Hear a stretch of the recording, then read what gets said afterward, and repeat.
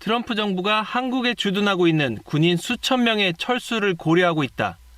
우리 시각으로 오늘 새벽 미국 월스트리트 저널이 핵심 관계자 2명의 발언을 인용해 보도한 내용입니다. 이 관계자들은 주한미군 28,500명 가운데 4,500명가량을 미국 영토인 괌 등을 비롯한 인도태평양 지역의 다른 곳으로 옮기는 것을 검토 중이라고 밝혔습니다. 이런 구상은 대북 정책에 대한 비공식 검토의 일환으로 진행되고 있다고 말했습니다.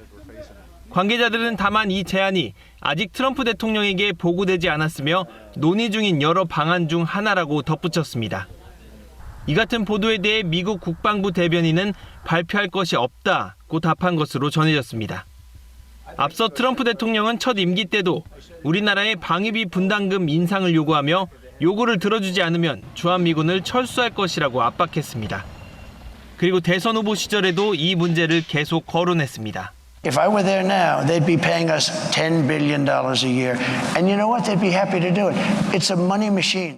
다만 보도에서 미국 당국자들은 우크라이나 전쟁을 어떻게 처리할지 명확하지 않은 상황에서 주한미군 병력 조정을 결정하지 않을 것이라고 말했습니다. 월스트리트 저널은 또 한국은 일본, 필리핀과 함께 미군과 긴밀한 공조를 해왔다며 주한미군 병력 조정은 이 나라들을 비롯해 인도태평양 지역 전체를 불안하게 만들 것이라고 지적했습니다. KBS 뉴스 오소호입니다.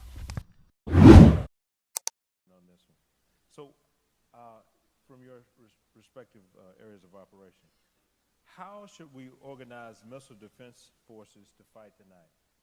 Interoperability is easy. The technological interoperability that's born of the training between those three nations is of critical importance. Clock's still on 30 minutes, so we got a lot of time.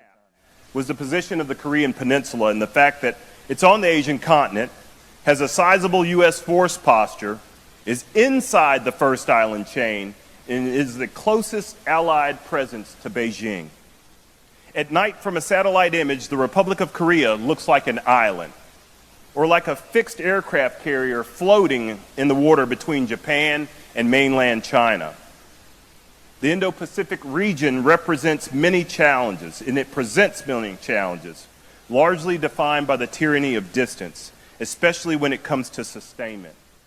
Location when it comes to trade routes, regional security, and its key terrain in maintaining a free and open Indo-Pacific. And it's a critical location when it comes to trade routes, regional security, and its key terrain in maintaining a free and open Indo-Pacific.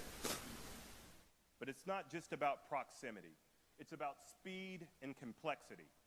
Our presence in the DPRK has developed a nuclear arsenal and are expanding their capabilities every day with the help of Russia and China. U.S. forces in Korea are not only focused on defeating the DPRK, we're also focused on operations, activities, and investments in the region as a small part of the greater Indo-Pacific strategy. If you could look at the map, what I would tell you is to draw a line from Korea to Japan to the Philippines. And what you find there is a triangle. It's a triangle of nations inextricably linked by mutual defense treaties with the United States and nations who will undoubtedly be impacted by any crisis or conflict in the Taiwan Straits.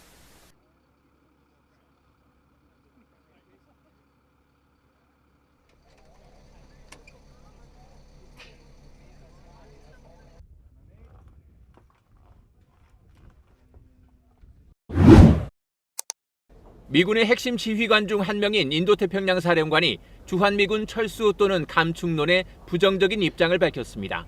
세뮤얼 퍼파로 인도태평양 사령관은 현지 시각 10일에 열린 상원 군사위원회 청문회에서 주한미군이 없어지면 북한이 남침할 가능성이 커진다고 말했습니다. To say will he invade or won't he invade, we're talking about probabilities. With the loss of the force on the Korean Peninsula, there's a higher probability that he would invade. 퍼파로 사령관은 주한미군의 감축이 분쟁에서 압도할 수 있는 미군의 능력을 감퇴시킨다고 우려하기도 했습니다. 함께 청문회에 참석한 제이비어 브런슨 주한미군 사령관 역시 주한미군 감축은 문제가 될 것이라고 지적했습니다.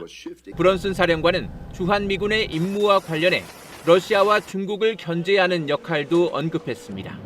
The potential to impose cost in the East Sea to Russia, the potential to impose costs in the West Sea to China, and to continue to deter against North Korea.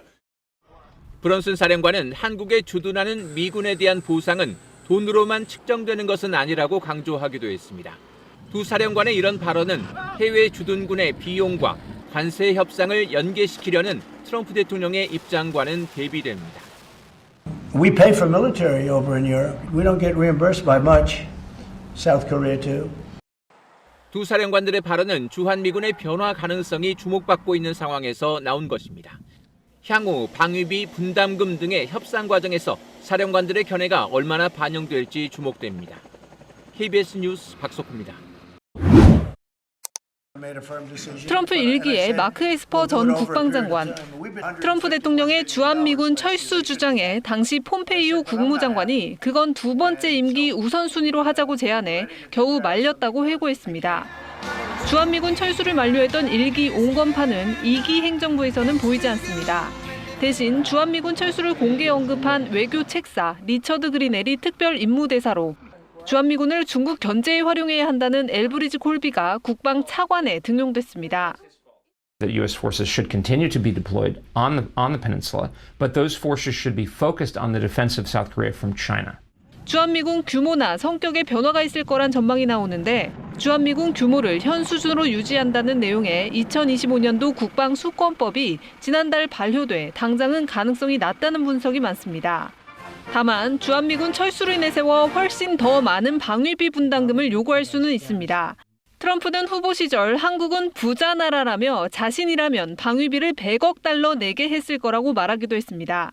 내년 예정된 분담금의 9배가 넘는 금액입니다. 트럼프가 주한미군을 철수하고 싶다거나 뭐 그런 쪽으로 갈 거는 아닌데 방위비 분담금 관련돼서 이제 그런 카드를 쓸 수 있다라고 하는 게 이제 이론적인 내용이고 합리적인 선에서 우리가 원하는 것들도 함께 확보할 수 있느냐가 관건이겠죠. 우리 정부는 지난해 바이든 행정부와 2030년까지 5년간 방위비 분담금을 결정했습니다. 그러나 일본은 분담금 협상을 시작해야 하는 상황이어서 트럼프 2기 행정부가 당장 우리에게 재협상 카드를 꺼내지는 않을 것으로 보입니다. 다만 전격적으로 재협상을 거론하거나 협상 틀 밖에서 추가 비용을 요구할 가능성은 있어 대비는 필요하다는 지적입니다. KBS 뉴스 송금원입니다.